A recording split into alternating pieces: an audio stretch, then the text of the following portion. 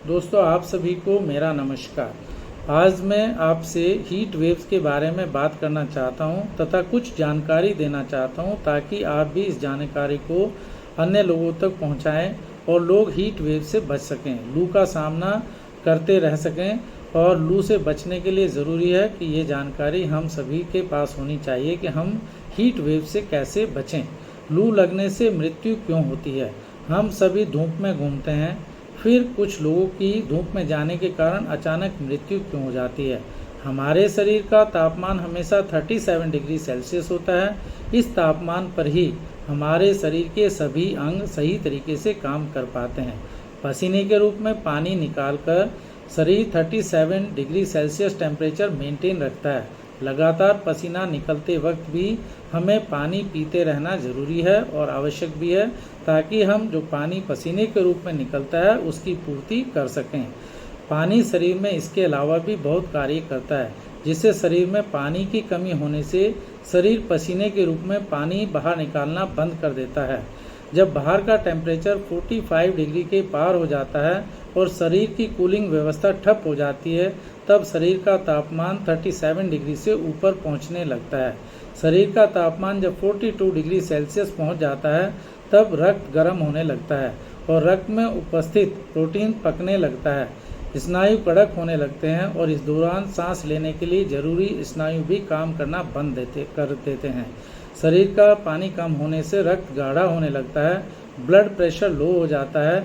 हमारे महत्वपूर्ण अंग विशेषकर ब्रेन तक ब्लड सप्लाई रुक जाती है। व्यक्ति कोमा में चला जाता है और उसके शरीर के एक एक अंग कुछ ही क्षणों में काम करना बंद कर देते हैं, जिसके कारण उसकी मृत्यु हो जाती है। गर्मी के दिनों में ऐसे अनर्थ को टालने के लिए लगातार थोड़ा थोड़ा पानी पीते रहना चाहिए। हमारे शरीर का तापमान 37 डिग्री मेंटेन किस तरह रह पाएगा, इस ओर हमें ध्यान देना चाहिए। हमने आजकल देखा है कि दोपहर में बहुत ज़्यादा टेम्परेचर हो जाता है। 12 से 3 के बीच ज़्यादा से ज़्यादा लोगों को घर से, कमरे से या ऑफिस से बाहर निकलने से बचना चाहिए। हमें कोशिश करनी चाहिए कि हम घर में या कमरे में या ऑफिस के अंदर ही 12 से 3 बजे के बीच रहें। तापमान 40 डिग्री के आसपास विचलन की अवस्था में रहता है। यह परिवर्तन शरीर में निर्जलीकरण और सूर्यातप की स्थिति उत्पन्न कर देता है। कृपया स्वयं को और अपने जानने वालों को पानी की कमी से ग्रसित न होने दें। आप उन सब से कहें कि वह पानी पीते रहें। किसी भी अवस्था में कम से कम 3 लीटर पानी जरूर पिएं। किडनी की बीमारी वाले प्रतिदिन कम से कम 6 से 8 लीटर पानी जरूर पिएं। जहां तक संभव हो ब्लड प्रेशर पर नज़र रखें। किसी भी हीट स्ट्रोक को होने से बचाएं। ठंडे पानी में नहाएं। मास्क का प्रयोग छोड़ें या कम करें। फल और सब्जियों का भोजन में ज़्यादा स्थान दें। हीट वेव कोई मजाक नहीं है। एक बिना प्रयोग की हुई मोमबत्ती को कमरे से बाहर या खुले में रखें। यदि मोमबत्ती पिघल जाती है तो समझिए गंभीर स्थिति है। शयन कक्ष या अन्य कमरों में आधे पानी से भरे हुए खुले पात्रों को रखकर कमरे की नमी को बरकरार रखा जा सकता है। अपने होठों और आंखों को नम रखने का प्रयत्न करें। पानी लगातार पीते रहें। नहाने का प्रयास करें। अपने शरीर का टेम्परेचर कम रखने की कोशिश करें। बाहर जाने से बचें। बाहर जो टेम्परेचर ज़्यादा होता है, यदि आवश्यक हो तो आप छाता लेकर जाएं या शरीर में सिर को ढककर बाहर निकलें।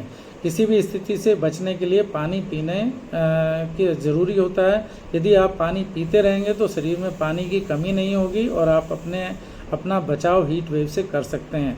इस जानकारी को ज़्यादा से ज़्यादा लोगों तक पहुंचाएं ताकि वह हीट वेव से बच सकें, अपनी जान बचा सकें। और पानी पीते रहना सभी के लिए आवश्यक है। पानी की कमी शरीर में ना होने दें, अन्यथा आपको हीट स्ट्रोक हो सकता है।